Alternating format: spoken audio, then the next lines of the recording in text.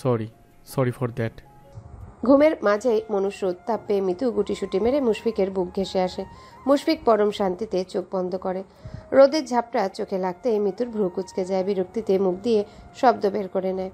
হাত দিয়ে মুখটা আড়াল করতে চায়, কিন্তু রোদটা আজ খুব দস্যি। মিতুকে জ্বালানোর পর নিয়েছে বুঝি। সে বিরক্ত হয়ে চোখ খুলে তাকায়। জানালার পর্দা ধরে মুশফিক দাঁড়িয়ে আছে। মুহূর্তে চোখের পর্দায় ভেসে ওঠে রাতের টুকরো মুহূর্তের ছবি। ভীষণ ভালোবাসায় মুশফিক তাকে কাছে টেনে নিয়েছিল, ছুঁয়ে দিয়েছিল, কিন্তু একটা ফোন কলে সব শেষ হয়ে গেল। তার লজ্জা যেন শেষ হয়েও হলো না।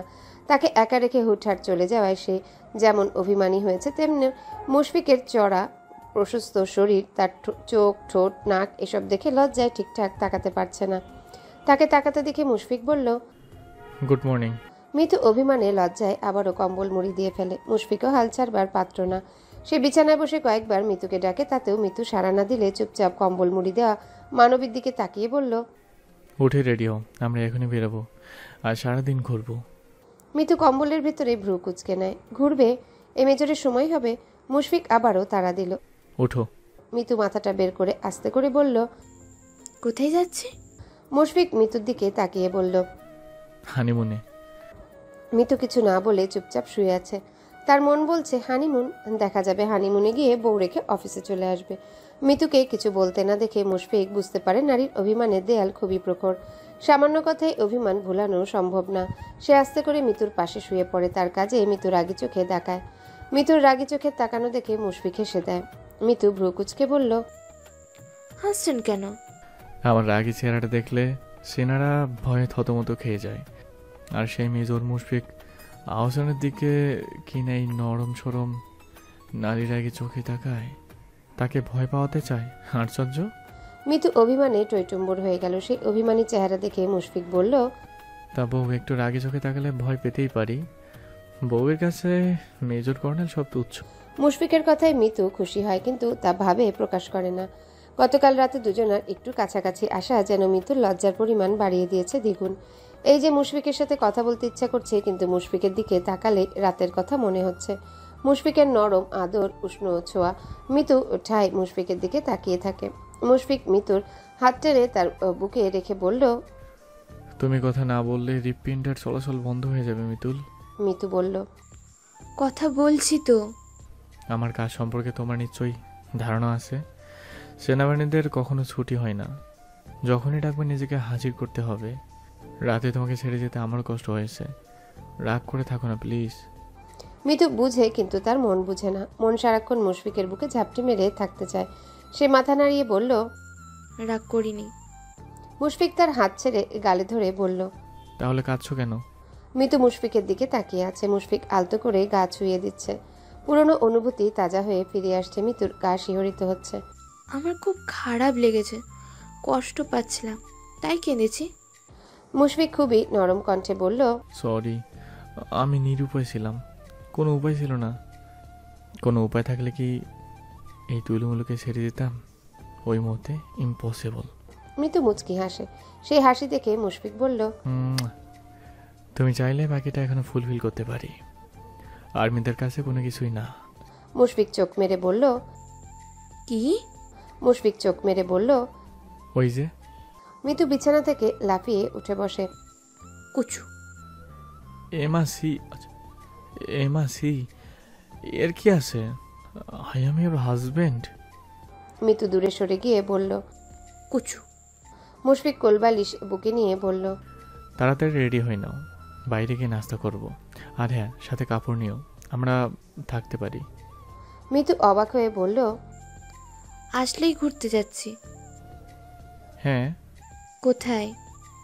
ঘোরা তো অনেক জায়গায় আছে, যেমন সিন্ধুকছড়ি, মায়াবনী লেক, ঠান্ডা ঝরা, তৈলাফাং ঝর্ণা, হার্টিকালচার পার্ক, হাতিমাতা, শান্তিপুর অরণ্য কুঠুরি, রিসাং ঝর্ণা, তৈদুছড়া ঝর্ণা, দেবতার পুকুর, আলুটেলা গুহা, নিউজিল্যান্ড পাড়া, মাতাই পুকুরি আরও আছে। কোথায় যাবে বলো? এত জায়গা, কোনটা সুন্দর বেশি? সব সুন্দর। আচ্ছা, মিতু হেসে দিয়ে বলল, তাহলে আমি সব জায়গায় যাব। মুশফিক উঠে দাঁড়ায়। আচ্ছা, ঝর্ণায় গেলে কমফোর্ট কাপড় নিও। মিতু হাসি মুখে রেডি হয়ে যায়। মুশফিক রেডি হয়ে বেরিয়ে পড়ে। একটা ছাদ খোলা জিপ তাদের নিয়ে যাচ্ছে। জিপটা আর্মিদের, চালক একজন আর্মি। মিতু বুঝতে পারছে তারা ঘুরতে যাচ্ছে ঠিকই, কিন্তু খুবই সতর্ক চারপাশ। মিতু মুগ্ধ হয়ে আশেপাশে তাকাচ্ছে। সে মুশফিককে বলল, আমরা কোথায় যাচ্ছি? নিউজিল্যান্ড পাড়া। ও মা, এখানে নিউজিল্যান্ডে পাড়া আসবে কোথা থেকে? পানখাইয়া পাড়ার পরেই নিউজিল্যান্ড পাড়া অবস্থিত। আমরা এখন যে রাস্তায় প্রবেশ করব ওই রাস্তার নাম নিউজিল্যান্ড সড়ক। মিতু মুগ্ধ চোখে তাকিয়ে থাকে। পাহাড়ে এত সুন্দর সবুজের সমারোহ, পাহাড় মেঘের আনাগোনা, ঝর্ণার কলকল শব্দ, বিস্তৃত জুমক্ষেত, দূরে ছোট বড় পাহাড়, সব মিলিয়ে মিতু গাড়ি থেকে নেমে মুগ্ধ হয়ে তাকিয়ে থাকে। সত্যি যেন অস্ট্রেলিয়া মহাদেশের এক টুকরো নিউজিল্যান্ড ঠাঁই নিয়েছে বাংলার এই খাগড়াছড়ির বুকে। মিতু বলল, এই নাম কে রেখেছে? এই পাড়ার নামকরণে তেমন কোনো কারণ নেই, কিন্তু এখানকার অনেকের মুখেই প্রচলিত যে অনেক বছর আগে এক ভদ্রলোক এই পাড়া দিয়ে যেতে যেতে বলেছিল ঠিক যেন নিউজিল্যান্ডের মতো বাতাস, সেই থেকে এর নাম নিউজিল্যান্ড পাড়া। মিতু লক্ষ্য করে দেখলো এই পাড়ায় অনেক পর্যটক, সবাই তাদের মতো সকালে এসেছে। এই পাড়ায় পাহাড়িদের পাশ। মিতু অবাক হয়ে তাদের দেখে। পানখাই পাড়ায় ঐতিহ্যবাহী সিস্টেম রেস্তোরাঁর অবস্থান। এখানে খাগড়াছড়ির ঐতিহ্যবাহী খাবার পাওয়া যায়। মুশফিক ওনাদের সকালে ফোন দিয়ে খাবারের আইটেম বলে রেখেছিল। রেস্তোরাঁয় গিয়ে মিতুর চোখ কপালে। 15 রকমের খাবারের টেবিলে সাজানো, বাঁশের নানান আইটেম, বিশেষ করে ব্যাম্বো চিকেন, তাদের ফেমাস ডাল, মাশরুম আইটেম। ড্রাইভারকে আলাদা খাবার দেওয়া হয়েছে।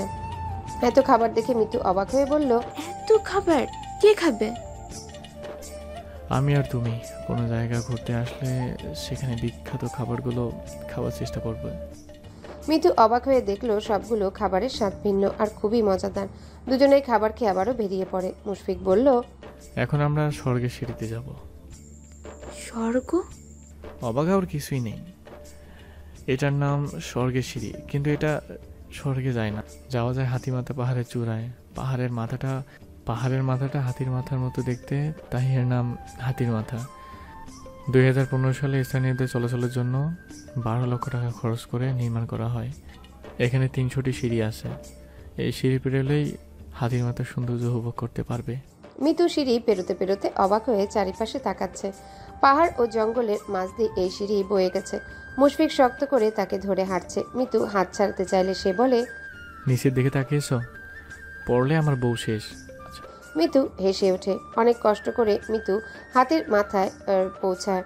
মুশফিকের কষ্ট হয়নি, সে নিয়মিত এর চেয়ে বেশি হাঁটে, তার অভ্যেস। মিতু মুগ্ধ চোখে চারিপাশে তাকাচ্ছে। চারিপাশে তাকিয়ে মিতু মুগ্ধ হয়ে যায়। এত সুন্দর চারিপাশ, এতক্ষণে সব কষ্ট নিমিষেই দূর হয়ে যায়। উপর থেকে নিচ পর্যন্ত দেখা যাচ্ছে। মিতুর মনে হচ্ছে সে একটা পাখি, তার নিচে পাহাড়, ঝর্ণা, সব। মিতু মুগ্ধ হয়ে পাহাড় দেখছে আর মুশফিক মুগ্ধ হয়ে তার স্ত্রীকে দেখছে। খুবই সাদাসিধা পোশাক পরনে, কালো টপসের সাথে সাদা জিন্স, চুলগুলো জুটি করে রাখা, এতেই তার কাছে মিতুকে অপরূপ লাগছে। মুশফিক পেছন থেকে মিতুকে জড়িয়ে ধরে। ভালোবাসি। মিতু প্রত্যুত্তরে বলল, আমিও। আমি বেশি। আমিও তার চেয়েও বেশি। মুশফিক মিতুর কপালে চুমু দিয়ে বলল, দেখা যাবে। মিতু মুশফিকের হাত শক্ত করে ধরে রেখেছে। জিপ গাড়ি পাহাড়ের আঁকাবাঁকা রাস্তা দিয়ে সাই সাই করে ছুটে যাচ্ছে। পাহাড়ি রাস্তার ড্রাইভাররা নিঃসন্দেহে খুব দক্ষ হয়, তা না হলে এমন সরু পাহাড় ঘেঁষে আঁকাবাঁকা রাস্তা দিয়ে এত সুনিপুণভাবে গাড়ি চালানো সম্ভব না। অথচ কত সুন্দর করে গাড়ি চালাচ্ছে। মিতু মুগ্ধ চোখে দূরের ছোট বড় পাহাড়ের দিকে তাকিয়ে আছে। ইস, কত সুন্দর! মিতু হাত দিয়ে চেপে মুশফিকের শক্ত বাহু ধরে রেখেছে। মিতুর ধরার ধরন দেখেই মুশফিক মিতুর উত্তেজনার বেশ টের পায়। মেয়েটা জীবনের প্রথম এমন সুন্দর দৃশ্য দেখছে, একটু উত্তেজিত তো হবেই। প্রথম যখন সে ট্রান্সফার হয়ে এলো, এখানে আসলো, প্রথম কয়েক মাস পাহাড়, আকাশ, চাঁদ, পাহাড়ের বুনো বাতাস এসবের উপর মুগ্ধ ছিল। এত সুন্দর লাগতো, দেখা যেত রাতের অর্ধেকাংশ ছাদেই কেটে যেত।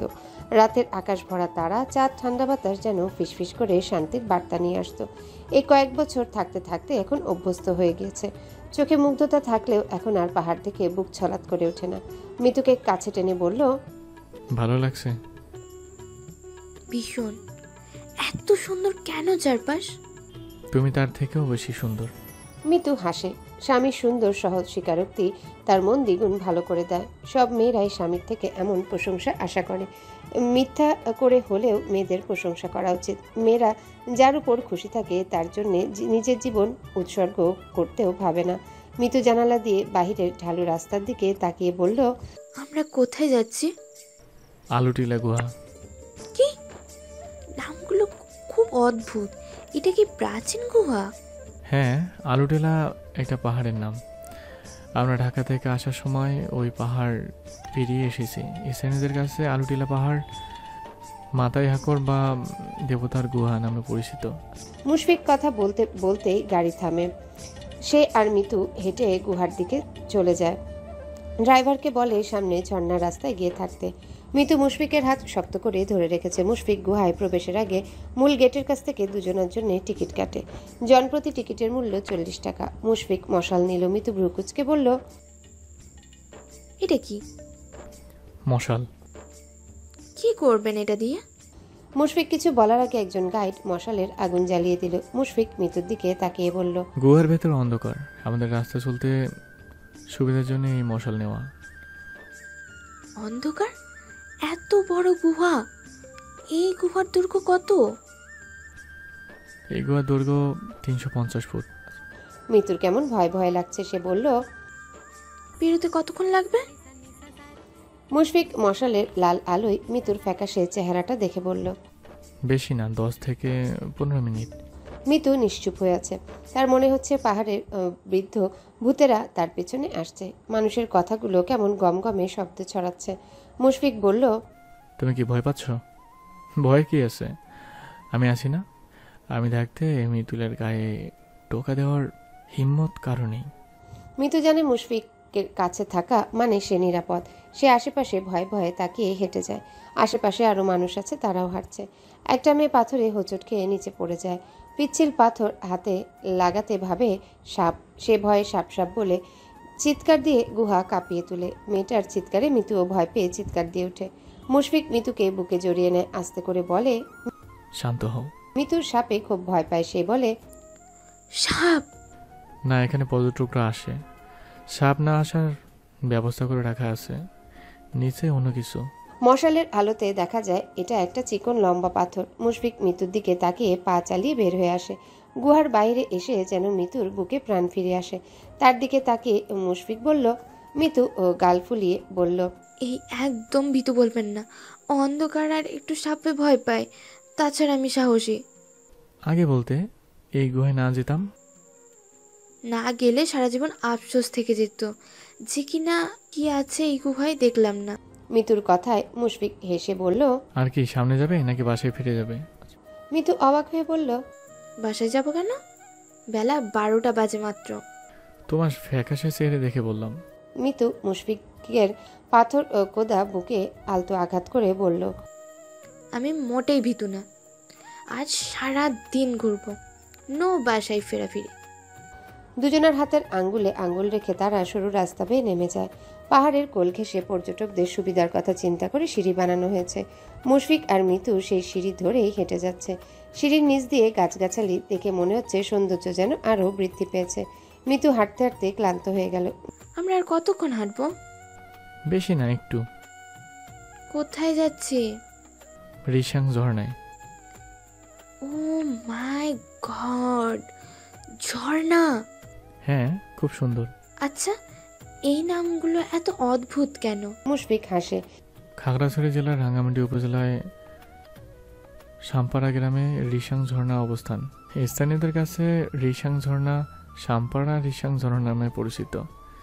মারমা শব্দ রিশাং অর্থ উঁচু স্থানেতে জলরাশি গড়িয়ে পড়া। রিশাং ঝর্ণার অপর নাম তেরাং তৈকালাই। মুশফিক মিতুর চেহারার দিকে তাকিয়ে বলল, বেশ, কিন্তু আপনি এত কিছু জানেন কিভাবে? আমি এখানকার আর্মি অফিসার, তো এখানে প্রতিটা জায়গায় বিস্তারিত বর্ণনা আমার জানা জরুরি। আমি হাঁপিয়ে গেছি। ঝর্ণাটা এত সুন্দর যে সব কষ্ট নিমিষে দূর হয়ে যাবে। বেশি কষ্ট হচ্ছে? মিতু আর কিছু বলার আগে মুশফিক তার বলিষ্ঠ হাত বাড়িয়ে মিতুকে পাজাকোলা করে নেয়। হঠাৎ শূন্যে ভেসে যাতে মিতু চিৎকার দিয়ে ওঠে। আল্লাহ! মুশফিক অবলীলায় হেঁটে সামনে যাচ্ছে। মিতুর বিহবল কণ্ঠস্বর শুনে মুচকি এসে বলল, কি হলো? কোলে নিয়েছেন কেন? তুমি বললে না হাঁটতে কষ্ট হচ্ছে? তাই বলে কোলে নেবেন? আমি থাকতে আমার বউ কষ্ট না পাক। মিতু হাত দিয়ে মুশফিকের ঘাড় আঁকড়ে ধরে রেখেছে। এমন আরামে থাকার জন্য হলেও একটা বিয়ে করা অতীব গুরুত্বপূর্ণ। তাই? আপনার কষ্ট হচ্ছে না? না, এইটুকু ওজন নেওয়ার অভ্যাস আছে। মিতু মুশফিকের গলা জড়িয়ে তার বুকে মিশে যায়।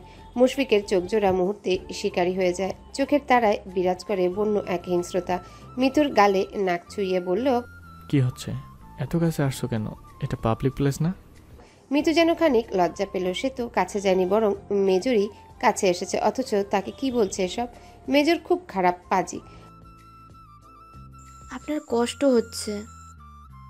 তাদের থেকে কয়েক গজ দূরে একটা মেয়ে শার্ট প্যান্ট পরা, মুখে মাস্ক, মাথায় ক্যাপ, চোখে চশমা হাতে নিয়ে বেশ দূরত্ব রেখেই হাঁটছে। সে হাঁটার মাঝেই বারবার এই দম্পতির দিকে তাকাচ্ছে। চোখে রাগের ফনা যেন ডিকরে বেরিয়ে আসতে চাইছে। বলা বাহুল্য মেয়েটা নয়না। সে যখন খবর পেয়েছে যে মুশফিক আজকে ঘুরতে আসবে, সেও অসুস্থতার বাহানায় ছুটি নিয়েছে। মুশফিকদের খুঁজে পাওয়া কঠিন ছিল, তাই আলুটিলা গুহায় অপেক্ষা করছিল। এই গুহায় সবাই আসে, আর এই গুহার পথ দিয়ে মূলত ঝর্ণার দিকে যায়। তার ধারণা অনুযায়ী কিছুক্ষণ পরে মুশফিক আর মিতু আসে। সে তাদের চোখ এড়িয়ে পিছু নেয়। মাঝ রাস্তায় মুশফিক যখন মিতুকে কোলে উঠিয়ে নেয়, তখন নয়নার মনে হচ্ছিল কেউ তার বুকে ছুরি দিয়ে খুঁচিয়ে যাচ্ছে। মনে পড়ে যায় সেদিনের কথা, যেদিন পাহাড়ে অভিযানের সময় সে হোঁচট খেয়ে পড়ে গিয়েছিল। মুশফিককে অনুরোধ করেছিল একটু কোলে নিতে, কিন্তু মুশফিক কোলে নেয়নি, বরং কয়েকটা কথা শুনিয়েছে। আর এখন এর মেয়েকে কেমন জাপটে কোলে নিয়েছে দেখেই নয়নার সারা অঙ্গ জ্বালাপোড়া করে ওঠে। নয়না চুপচাপ পিছু নিতে থাকে, যদিও সে জানে এসব করে কোনো লাভ নেই, কিন্তু ও মনকে আটকাতে পারে না। দুজন কি করে সেটা দেখার লোভ সামলাতে পারেনি। মুশফিককে বলল, কেন? কে বলেছে? আমি জানি। তাছাড়া অনেকক্ষণ তো রেস্ট নিলাম, এবার হাঁটতে পারবো। শিওর? হ্যাঁ। আমার কষ্ট হচ্ছে না, আরও থাকো। না, আমি হাঁটবো। মুশফিক মিতুর লাল চেহারার দিকে তাকিয়ে মিতুকে নামিয়ে দেয়। পেছনে আরও পর্যটক আছে, সবাই তাদের দিকে বারবার তাকাচ্ছে, ফিসফাস করছে, যা কিনা মিতুকে খুব লজ্জা দিচ্ছে। তাই সে তাড়াতাড়ি নেমে পড়েছে। দুজনে হাতে হাত রেখে হাঁটতে থাকে। মিতু হঠাৎ দাঁড়িয়ে যায়, কান খাড়া করে কিছু শোনার চেষ্টা করে। মুশফিক মিতুর কাণ্ড দেখে মুচকি হাসে। মিতুর কানে পানি পড়ার ছপাত ছপাত শব্দ স্পষ্ট ধরা দিচ্ছে। একটু পরে সে বলল, পানির কলকল শব্দ শোনা যাচ্ছে না? হ্যাঁ। মিতু উচ্ছ্বাস ভরা চোখে তার দিকে তাকালো। সে বলল, ঝর্ণা? আর কয়েকটা মিনিট হাঁটলেই। আচ্ছা, এই ঝর্ণা কবে থেকে হলো? এই জলপ্রপাত কবে থেকে শুরু হয়েছে তার সঠিক কোনো হিসাব পাওয়া যায় না, তবে আনুমানিক 1993 থেকে 94 সালের দিকে এই জলপ্রপাতটি আবিষ্কার হয়েছে। মূলত জুম চাষের কারণে এই ঝর্ণাটি সবার দৃষ্টিগোচরে হয়। রিশাং ঝর্ণা 200 গাজের ভিতর আরেকটা ঝর্ণা রয়েছে, যা রিশাং ঝর্ণা 2 বা আপু ঝর্ণা নামে পরিচিত। যাব, সময় থাকলে আমরা সেখানেও যাব। মুশফিক কত কিছু জানে ভাবতেই মিতু পুলকিত হয়। মিতুর পায়ের গতি বাড়ে। সে জীবনে কখনো ঝর্ণা দেখেনি। অবশেষে দুজনেই ঝর্ণার কাছে গিয়ে দাঁড়ায়। মিতুর চোখে মুখে বিস্ময়ের ছাপ স্পষ্ট। কত উঁচু থেকে পানি আছড়ে পড়ছে। আশেপাশে অনেক মানুষ আছে। মিতু বলল, এত উঁচু? হ্যাঁ। মিতুর বিস্ময় বাড়ে। পাহাড়ের বুক বেয়ে প্রায় 100 ফুট উঁচু থেকে নিচে আছড়ে পড়ছে ঝর্ণার জলরাশি। পাহাড়ের ঢালু গড়িয়ে নিচে নেমে যাচ্ছে স্বচ্ছ পানির প্রবাহ। চারদিকে উঁচু নিচু সবুজ পাহাড়, বুনো ঝোপ, নামহীন রঙিন বুনো ফুলের নয়নাভিরাম অফুরন্ত সৌন্দর্য, যে কাউকে এক কল্পনার রাজ্যে নিয়ে যাবে। আর মিতু তো পাগল হয়ে যাচ্ছে। এত সুন্দর কেন চারিপাশ? প্রাকৃতিক সৌন্দর্য যে এত বেশি পরিমাণ, তা নিজের চোখে না দেখলে বিশ্বাস করা যাবে না। বাংলাদেশের আনাচে কানাচে যে এত রূপ ভরা সৌন্দর্য লুকিয়ে আছে, তা না দেখলে কেউ কখনো বিশ্বাস করবে না। মিতু ঝর্ণার কাছে গিয়ে হাত দিয়ে ঠান্ডা শীতল পানি ছুঁয়ে দেয়। মুশফিক আর মিতু একটা পাথরের উপর বসে। মিতু মুশফিকের কাঁধে মাথা রেখে বসে আছে। পানির কলকল শব্দে ঘুম চলে আসছে। কিছুক্ষণ পরে মুশফিক বলল, পানিতে নামবে, ভালো লাগবে। নামা উচিত। এত দূর এসে ঝর্ণায় না ভিজে কেমন অসম্পূর্ণ থেকে যায়। তাছাড়া ঝর্ণার পানি স্বাভাবিক পানির তুলনায় বেশ আরামদায়ক।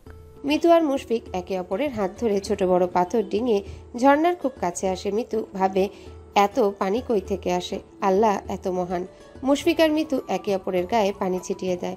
দাম্ভিক গম্ভীর মুশফিক নিজের পেশা ভুলে পুরোদস্ত যেন সাধারণ এক যুবক হয়ে গেল, যে কিনা প্রিয় নারীর সাথে দুষ্টুমিতে মেতে আছে। ঝর্ণার সামনে প্রায় 100 ফুটের মতো ঢালু জায়গা দিয়ে পানি গড়িয়ে পড়ে। সে ঢালু জায়গাটা অনেক পিচ্ছিল, অনেক ছেলে মেয়ে পিছলিয়ে গিয়ে হ্রদে পড়ছে। একটা দম্পতি বা স্লিপারের মতো পিছলিয়ে গেল। মিতু উচ্ছ্বাসিত হয়ে বলল, দারুণ তো। চলো আর একটু ট্রাই করি। কি? স্লিপার। যদি পড়ে যাই? আমি আসি না? না, আমার ভয় লাগে।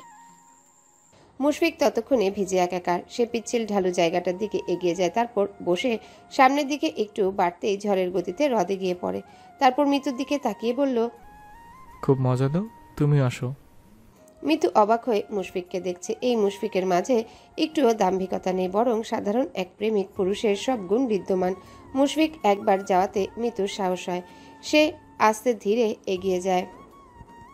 মুশফিক পা ছড়িয়ে বসেছে, মিতু তার সামনে বসে। মুশফিক হাত দিয়ে যে পাথরটা ধরে রেখেছিল সেটা একটু ধাক্কা দেয়াতেই দুজন সাই সাই করে যেতে থাকে। ব্যাপারটা মিতুর এত ভালো লাগে যে খিলখিল করে হেসে ওঠে, আবার ভয়ও পায়। হ্রদে পড়ে মিতু বলল, আমার কলিজাটা শুকিয়ে গেল। এটা প্রাকৃতিক স্লিপার। মুশফিক সারা শরীর পানিতে ডুবিয়ে শুধুমাত্র মাথাটা উপরে ভাসিয়ে রেখেছে। মিতু মুগ্ধ হয়ে তাকে দেখছে। মানুষটা এত সুন্দর কেন? মুশফিক মাথা উঠিয়ে তার দিকে মিতু কেমন মুগ্ধ হয়ে তাকিয়ে থাকতে দেখে বলল, কাম। মিতু কিছু বুঝে ওঠার আগেই নিজেকে আবিষ্কার করলো মুশফিকের বুকে।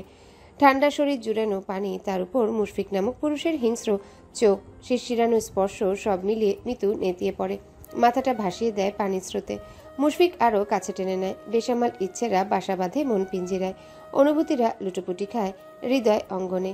হাতের বাঁধন শক্ত করে জড়িয়ে আরও কাছে টেনে নেয় তার সুখতুল্য নারীটিকে।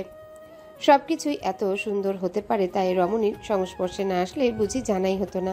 মিতু মুশফিকের চোখের ভাষা, শক্ত কড়া পড়া হাতের স্পর্শ, গভীর শ্বাস সব টের পাচ্ছে। দুজনের চোখের মিলন হয়। মুশফিক জানে মিতুকে কাছে টানার এটা সঠিক স্থান না। সে আলতো করে মিতুকে পানিতে ভাসিয়ে উঠিয়ে ধরে। দুজনাই ডুবে ডুবে ভেসে ওঠে। মুশফিক সবাইকে উপেক্ষা করে মিতুর নরম পানিতে ভেজা ঠোঁটের ভাঁজে তার পুরুষালী ঠোঁট ছুঁয়ে দেয়। মিতু খিলখিল করে হেসে ওঠে। এই পুরুষের ছোঁয়া এত সুখের লাগে কেন? রিসাং ঝর্ণার পানিতে দুজন ভেসে ভেসে আনন্দে আনন্দিত হলো।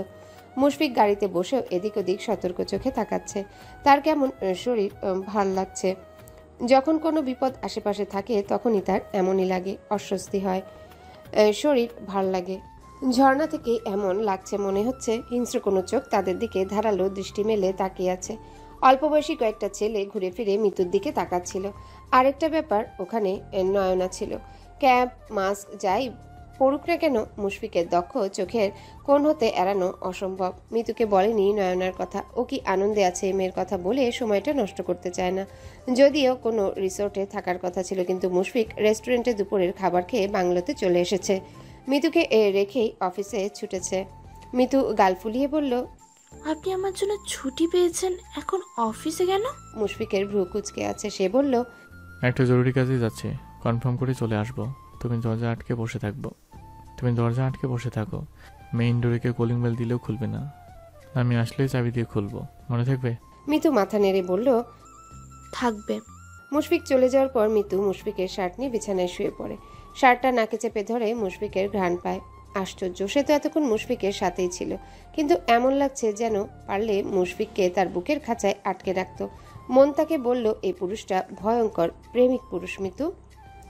মিতু বলে, আমার এটাই চাই। মাগরিবের আজান হয়ে যাচ্ছে। মিতু বিছানা ছেড়ে উঠে বসে। সূর্য বিদায় নেওয়ার পর্ব শেষ, কিন্তু চারিদিকে এখনো আলো বিদ্যমান।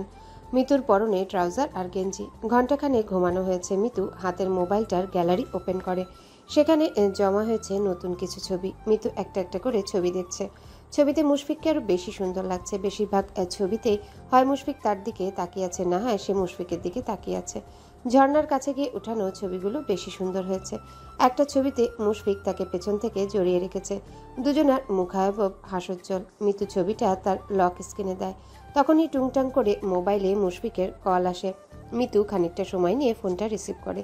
দুটো দিন তার হওয়ার কথা ছিল, কিন্তু এই লোক কিনা তার সময়টা অফিসে কাটিয়ে দিচ্ছে। ওপাশ থেকে মুশফিকের গলার স্বর শোনা যায়। মিতু, মিতু, শুনতে পাচ্ছ? জি, কি করছো? বসে আছি।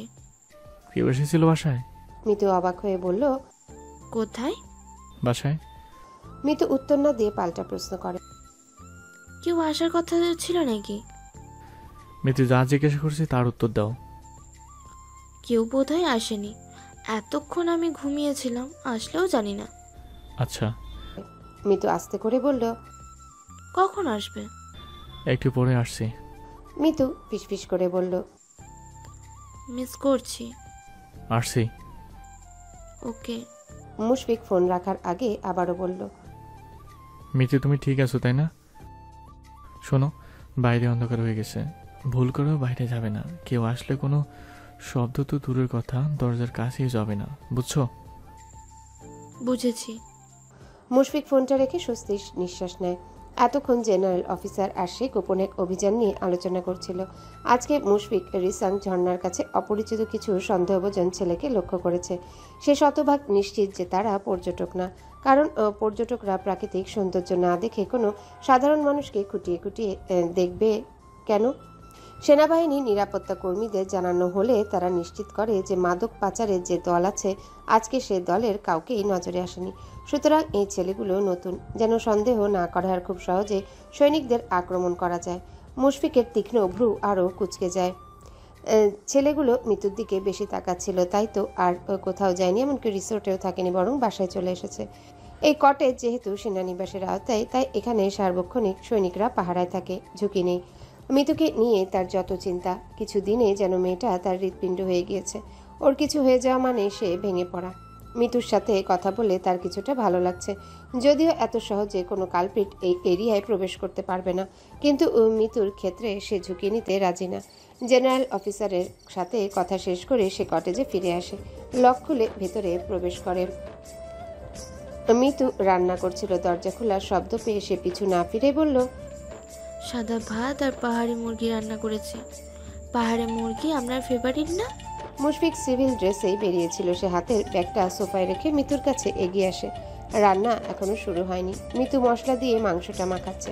যদিও কড়াইয়ে প্রথমে তেল মশলা দিয়ে ঝোল কষিয়ে মাংস দিয়ে রান্না করা যায়, কিন্তু মিতুর মায়ের ধারণা মাংস এমন হাতে মশলা মাখিয়ে তারপর কষিয়ে রান্না করলে বেশি মজা হয়। এভাবে আগের মানুষেরা রান্না করত। তাই মিতু আজকে তার মায়ের কথা মতোই হাত দিয়ে মাখিয়ে নিচ্ছে। মুশফিক খুব মনোযোগ সহকারে মিতুর মাখানো দেখছে। ফ্রিজে পাহাড়ি মুরগি ছিল, যা সে মিতুকে বলেছিল, সেটাই মিতু আজকে রান্না করছে। হাত বাড়িয়ে মিতুর কপাল ছুঁয়ে বলল। হ্যাঁ, খুব পছন্দ। জানতাম, তাই তো এটাই রান্না করেছি। আর সারাদিন খুব ফেটি খাবার খেয়ে ফেলেছিলাম, রাতে শুধু সালাদ খাবো, কিন্তু এখন মনে হচ্ছে আর একটু ফ্যাট খেয়ে আগামীকাল অতিরিক্ত 3-4 ঘন্টা ওয়ার্কআউট করে এর মাসুল গুনতে হবে। মিতু ঝরঝরে হেসে বলল। বউ থাকলে এমন হাজারো মাসুল গুনতে হবে মেজর সাহেব। তাই তো মনে হচ্ছে। হঠাৎ মুরগি রান্না কেন? সিস্টেম রেস্তোরাঁয় পাহাড়ি মুরগি খেয়ে এত মজা লেগেছে যে আমার আবার খেতে ইচ্ছা করছে।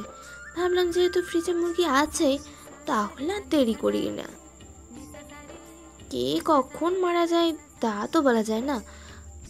ইচ্ছা অপূর্ণ রাখার প্রশ্নই আসে না। মুশফিক হেসে বলল। পাগল? মিতু চুলায় মাংস বসিয়ে মুশফিকের দিকে তাকিয়ে বলল। শোনেন, রুমে গিয়ে কাপড় পাল্টে আসুন। স্ত্রীদের কাজে সাহায্য করা সুন্নত। মুশফিক মিতুর গা ঘেঁষে আসে, খোলা ঘাড়ে নাক ছুঁয়ে বলল। তুমি কি চাইছো আমি তোমায় সাহায্য করি? হ্যাঁ, কারণ আপনি আশেপাশে থাকলে আমার শান্তি লাগে, মন ফুরফুর থাকে। মুশফিক মুচকি হাসে। মিতু সব কথা খুব সহজে বলতে পারে, এই ব্যাপারটা তার বেশ লাগে। মুশফিকের এই আলতো ছোঁয়ায় মিতুর পা কেঁপে ওঠে। হাতের কাঠি রেখে কোমরে হাত দিয়ে মুশফিকের দিকে রাগি চোখে তাকিয়ে বলল। কি হচ্ছে? বউকে আদর করি, এটাও সুন্নত। প্লিজ কাপড় পাল্টে আসুন। মুশফিক যেতে যেতে আবার পিছু ফিরে তাকায়। মিতু, দরজা যদি আমি না খুলে অন্য কেউ খুলতো? তুমি তো পিছনে ফিরে তাকাওনি, কিভাবে বুঝতে? মিতু হাসি মাখা মুখে বলল। আপনি আশেপাশে থাকলে আমি বুঝি। শুনতে হাস্যকর হলেও এটাই সত্যি যে আমি আপনার গায়ে একটা স্মেল পাই, অন্যরকম একটা মিষ্টি ঘ্রাণ। মিতুর কথায় মুশফিক হাসে, ভালোবাসা পূর্ণ চোখে তাকে উপরে চলে যায়। তার মিনিট 5 পরে মিতুর কাছে এসে উপস্থিত হয়। মুশফিককে দেখে মিতু খুশিই হয়, চুলটা দেখিয়ে বলল, মেজর সাহেব থেকে এবার শেভ হয়ে যান। মুশফিক মাথা নাড়ে, তারপর চুলার কাছে যায়। মিতু চুলে হাত খোপা করতে করতে উপরে যাওয়ার রাস্তা ধরে। মুশফিক অবাক হয়ে বলল, এই, আমাকে এখানে একা রেখে তুমি কোথায় যাচ্ছ? মিতু হাসে। উপরে যাচ্ছি। মুশফিক ভ্রু কুঁচকে বলল, তাহলে আমি কি করব? মিতু সাবলীল ভাষায় বলল, রান্না করবেন। আর তুমি? কাজ আছে। মিতু প্রজাপতির মতো উড়ে উড়ে রুমে চলে যায়। মুশফিক হতবাক হয়ে তাকিয়ে থাকে, মুখ দিয়ে বলল, আশ্চর্য। তারপর নিজেই হেসে ফেলে। সে মেয়েটাকে এতই চায় যে একটু দূরও সহ্য হচ্ছে না। সে রান্নায় মন দেয়। পাহাড়ি মুরগি বলে সেদ্ধ হতে সময় লাগছে। মুশফিক উপরে উঠে আসে। মিতু উপরে গিয়েছে, আধা ঘন্টা হতে চলল, কিন্তু এখনো একটাও টু শব্দ নেই। মুশফিক রুমে এসে মিতুকে পায় না। বাথরুমের দরজায় টোকা দিয়ে বলল, মিতু তখন মুখে সাবান দিচ্ছিল। সে বলল, হ্যাঁ। বাথরুমে কি করছো? বাথরুমে মানুষ কি করে? মিতুর কথায় মুশফিক হাসে। সে কি বোকার মতো প্রশ্ন করছে? আসলে কিছুক্ষণ পর মিতু নিচে আসে। চুল ভেজা ভেজা চুল বেয়ে টুপটাপ পানি পড়ে গায়ের জামা ভিজে একাকার। তার হাতে হেয়ার ড্রায়ার। মিতু কেমন অবস্থায় দেখে মুশফিক চুপচাপ তাকিয়ে থাকে। বুকে বুঝি ঢিপ ঢিপ করে ওঠে। মিতু কাছে আসার পরে বলল, চুল ভেজা, সে খেয়াল আছে? জ্বর চলে আসবে তো। মিতু ড্রায়ার দেখিয়ে বলে, সেটাই তো বোঝাচ্ছি। আমাকে কি? মিতু মুশফিকের কাছে আসে। আপনি শুকিয়ে দেন। মুশফিক ড্রায়ার হাতে নিয়ে বিদ্যুৎ সংযোগ করে বলল, ও এই কথা। আমি সব সময় তোমার যত্নে নিবেদিত। ইস, কি রোমান্টিক। কি? একটা সত্যি কথা বলি? কি? থাক, পরে বলবো। বলো। না, পরে প্লিজ। ওকে। মুশফিক খুব যত্ন করে মিতুর চুল শুকিয়ে দেয়। এত রাতে গোসল কেন? কেমন লাগছিল তাই ফ্রেশ হলাম। এখন ভালো লাগছে? হ্যাঁ। মিতু আবারও উপরে চলে যায়। মুশফিক আরও কিছুক্ষণ পরে রান্না শেষ করে উপরে যায়। উপরে গিয়ে যেই না বলতে যাবে, মিতু তোমার খাবার রেডি, কিন্তু কথাটা আর বলা হলো না। কথা মুখেই আটকে থাকে। তার চোখ বিছানার উপর আটকে যায়। বুকের স্পন্দন বাড়ে দ্বিগুণ। সাদা বিছানায় লাল পরি বসে আছে। মুশফিক ধীর পায়ে এগিয়ে আসে, গা ঝিমঝিম করছে। মিতু তার দিকে তাকিয়ে হাসে, কিন্তু হাসিটার মাঝে নার্ভাসের আভাস স্পষ্ট ফুটে আছে। রুমের সবগুলো লাইট জ্বালানো। উজ্জ্বল রুমে মুশফিক মিতুর দিকে অপলক তাকিয়ে থাকে। মিতুর নার্ভাস হাসি নজর এড়ায় না। সে বলল, কি ব্যাপার? মিতু মাথা নেড়ে বলল, কোনো ব্যাপার নেই। মুশফিক বিছানার কিনারায় এসে দাঁড়ায়। মিতু। মুশফিকের ঘন স্বরের ডাকে মিতুর বুকের কাঁপন বাড়ে, নিঃশ্বাস আটকে যায়। কি হয়েছে? আমার ইচ্ছে করছিল আপনার দেওয়া প্রথম শাড়িটা পরি, তাই পরলাম। মুশফিক মিতুর দিকে মুগ্ধ ভরা চোখে তাকিয়ে বলল, খুবই সুন্দর লাগছে। দূর পাহাড়ের গা ঘেঁষে ছুটে চলা দুরন্ত ঝর্ণার মতো স্নিগ্ধ শীতল মায়াবতী। আর মুশফিকের দেওয়া উপমা শুনে মিতুর ঠোঁটের কোণে মুচকি হাসি ফুটে ওঠে। সে বলে, আর কি? আকর্ষণী, এতটাই আকর্ষণী যে চুম্বকের মতো কাছে টানার ক্ষমতা লক্ষণীয় আমাকে। মিতু লজ্জা পেল, আর সে লক্ষ্য করলো লজ্জায় তার কান দিয়ে কেমন গরম বাতাস বের হচ্ছে। নার্ভাসনেসে পেট ব্যথা শুরু হয়ে যাচ্ছে, অথচ মুশফিককে আগেই কাছে টানার দরকার ছিল। উনি সময় দিয়েছে সেটা মুখে বললেও অন্তরে নিশ্চয়ই মিতুকে খুব কাছে চাইতো। সেটা না বললেও মিতু বুঝে। তাছাড়া সে আর মুশফিক দুজনেই ম্যাচিউর। গতকালই সব হতে পারত, কিন্তু মিতু আর ভাবতে চায় না তার কেমন লাগছে।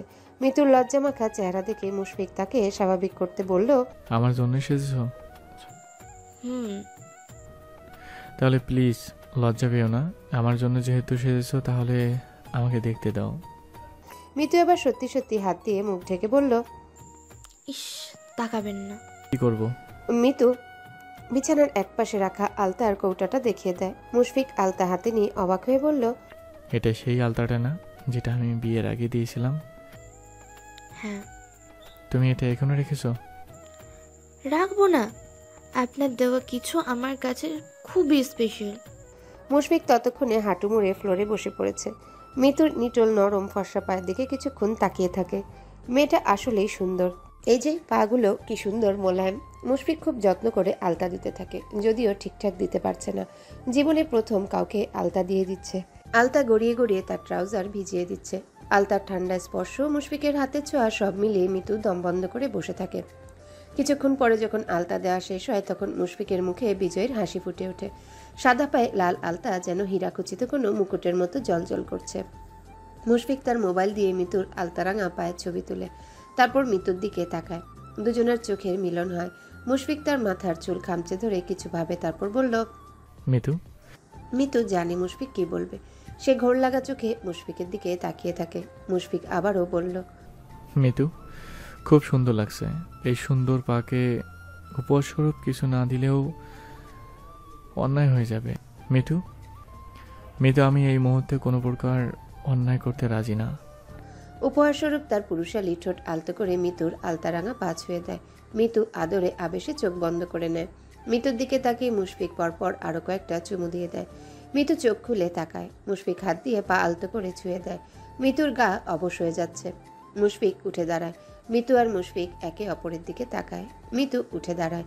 তার লক্ষ্য সে ছুটে বারান্দায় চলে যাবে, কিন্তু পা বাড়ানোর সাথে সাথে মুশফিক মিতুর হাত ধরে তাকে আটকে দেয়। মিতুর পিঠে বুক ঠেকিয়ে দাঁড়ায়। রেশমি চুল ঘাট থেকে সরিয়ে আদরে ভাসিয়ে দিতে চায় মিতু নামক নারীটাকে। ফিসফিস করে বলল, আমার থেকে পালাতে চাইছো? মিতু তার দিকে ফিরে। মুশফিক বলিষ্ঠ হাত দিয়ে মিতুকে জড়িয়ে ধরে। সরি, আজকে পালাতে দিচ্ছি না। মিতু চোখ বন্ধ করে মুশফিকের বুকে মাথা ঠেকায়। মুশফিকের হাত আস্তে করে মিতুর চেহারা তার দিকে ফেরায়। তারপর শুকনো মরুভূমি যেমন এক ফোঁটা জলের জন্য হাহাকার করে, সামান্য জল পেলেই তা নিজের করে নিতে মরিয়া হয়, তেমনি মুশফিক মিতুর নরম পেলব ঠোঁটজোড়া তার নিজের আয়ত্তে নেয়। আঁকড়ে নিল বাহুদয়। বলিষ্ঠ বুকে পিষ্ট করে ফেলার অদম্য ইচ্ছা যাচ্ছে। খানিক পরে প্রবল উথাল পাতাল বাতাস দুজনকে ছুঁয়ে যায়। নরম তুলতুলে বালিশে মিতুর স্থান হয়। মুশফিক হাত বাড়িয়ে তার ফোন সুইচ অফ করে নেয়। আজকে সে কোনো রকম ফোন অ্যালাউড করবে না, হোক শত জরুরি। আজকের রাত একান্তই ব্যক্তিগত দুজনার। মুশফিক মিতুর কপালে ওষ্ঠ ছুঁয়ে বলল, আজকে কারো ফোন আসবে না। মিতু মুশফিককে জড়িয়ে ধরে। পরম ভালোবাসায় ছুঁয়ে যায় দুজনার মন। মুশফিকের বলিষ্ঠ দেহের গড়ন মিতুকে লজ্জা দেয়। সে চোখ বন্ধ করে। মুশফিক মুহূর্তেই উন্মাদ হয়ে যায়। আদরে আদরে ভরিয়ে তুলে মিতুর সারা দেহ। মিতুর শ্বাস ভারী হয়। এলোপাতারি চুমু আঁকে মুশফিকের মুখে। উন্মাদনায় ভারী হয় রুম। ঝর্ণার মতো নিজস্ব ছন্দে ছুটে যায় দুজনে। এক অনবদ্য সুখের সূচনা হয়। শখ করে রান্না করা পাহাড়ি মুরগি খাবার বদলে নিচেই পড়ে থাকে। দুজনে তখন ভালোবাসার স্বর্গ উন্মোচনে মরিয়া হয়ে আছে। হ্যালো বন্ধুরা, পরবর্তী পার্ট খুব তাড়াতাড়ি আসবে, তো সবাই অপেক্ষায় থাকো। আর চ্যানেলটি যারা এখনো সাবস্ক্রাইব করোনি তারা পরবর্তী পার্ট দেখার জন্য চ্যানেলটি সাবস্ক্রাইব করে রেখো। ধন্যবাদ সবাইকে, আমাদের সাথেই থেকো।